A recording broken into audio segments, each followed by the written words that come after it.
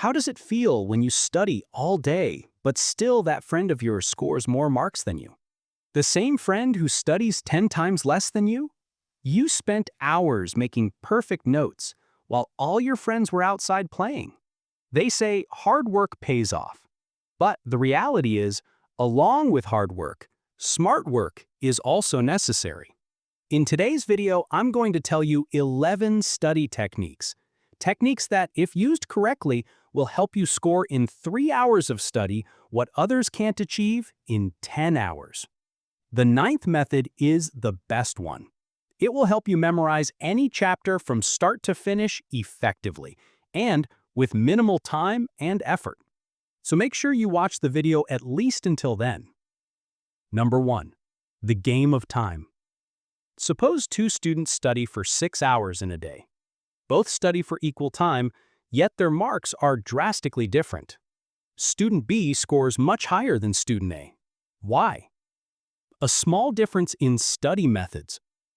Studies show that our brain works at 100% efficiency for only half an hour on average. Unfortunately, student A didn't know this. He studied continuously for 6 hours. Technically, yes, he studied 6 hours, but effective study happened for only half an hour to 1 hour. Why? After half an hour, or for some people 1 hour, the brain's efficiency drops to only 20 to 30%. Student B, however, used the Pomodoro technique. This means taking a 5-minute break every 30 minutes, or a 10-minute break after 50 minutes of study. During this break, the brain recharges, and efficiency goes back to 100%. With this pattern, 5.5 hours out of 6 become effective study. The problem, only 1 out of 10 students use this technique correctly. If the break stretches from 5 minutes to 5 hours, it's useless. So don't do anything high dopamine during breaks. The best way? Step out of the room for 5 to 10 minutes and walk a little, just to refresh your mind. Number 2. Power of planning. Have you ever wanted to study but just couldn't get yourself to do it? This happens because you plan your day incorrectly, or don't plan at all. Without proper planning, even the Pomodoro technique won't help. Suppose student A and student B both use Pomodoro. Student A wakes up, picks up his phone, plays games, wastes half the day, then studies. Student B studies first, then uses his phone as a reward after completing tasks. Who will score more? Obviously, student B. Student A overstimulated his brain with dopamine first. Later, he couldn't focus nor feel like studying. Number 3. Role of environment. James Clear writes in Atomic Habits, "Environment is one of the most important things that influence your habits." Your study environment affects how effective your study is. For example, kitchen makes you want to eat.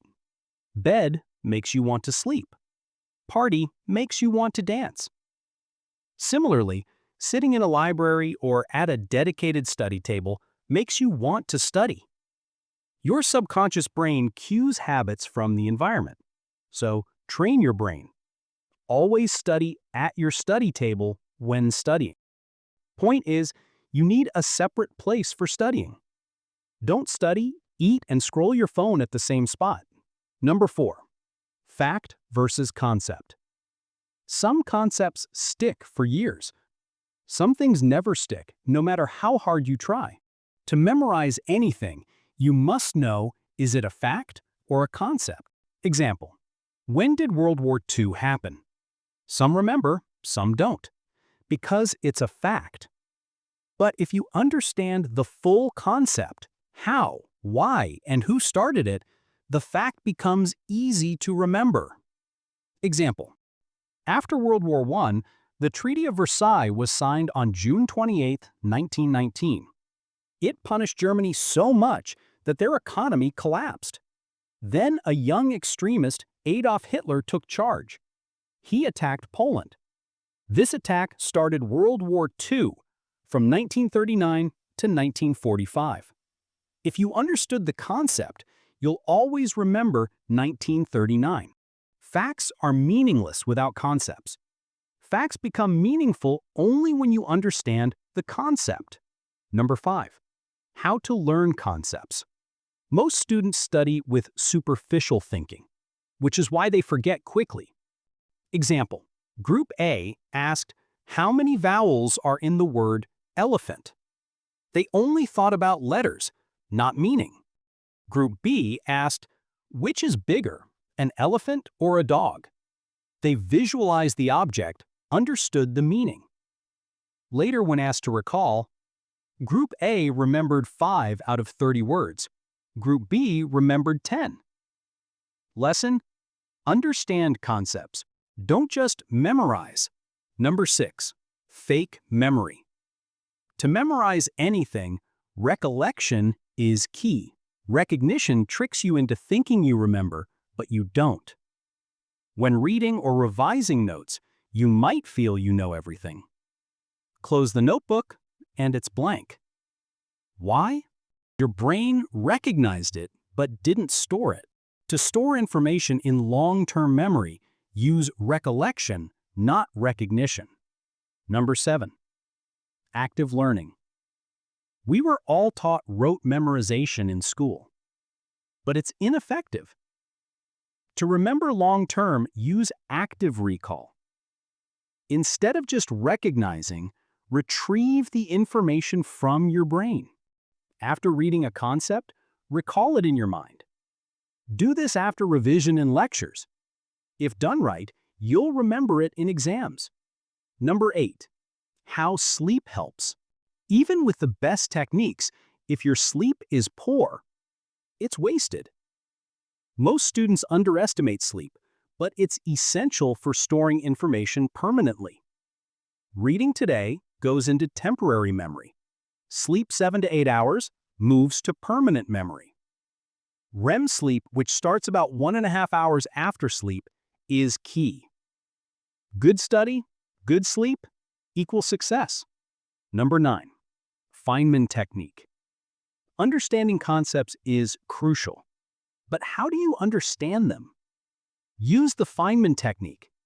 Explain what you learned to someone else, like a 5-year-old. If you get stuck, you don't understand it fully. Teaching is active learning. Can't teach someone? Teach yourself, out loud. Number 10. SQ3R. SQ3R is survey, question, read, recite, and review. Survey, quickly overview the chapter. Headings, subheadings, diagrams. Question, create questions in your brain related to the chapter. Read, brain searches for answers automatically. Recite, recall what you read. Review, revise after a few days. This method improves focus and retention. Number 11. Spaced repetition. Studies show to move information from temporary to permanent memory, see it 7 times. With many chapters, revising once is hard. Spaced repetition solves this. Revise the chapter next day, then 3 to 4 days later, then 10 to 12 days later. Increase gaps after each revision. Start this cycle for every chapter. So guys, that's today's video. I hope you learned better study techniques. If you feel this content deserves a like and subscribe, go ahead because more high-quality content is coming soon.